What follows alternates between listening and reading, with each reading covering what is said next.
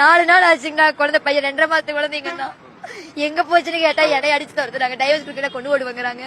கத்தி வச்சுட்டு வெட்டக்கு வராங்க. அவங்க மேல கேஸ் இருக்குது. ஆனா போலீஸ் எடுக்க மாட்டேங்கிறாங்க. இதையுமே பார்க்க மாட்டாங்க. அப்புறம் என் குழந்தைய இவங்க யாருங்க? எங்க வீட்டுல ஹஸ்பண்ட் மாமியா ஏதோ பண்ணிக்கிறாங்க. அது என்னன்னு தெரியல. எனக்கு குழந்தை வழியா இங்கே சாகிறேன் நான். சேலம் அயோத்திப்பட்டினங்க.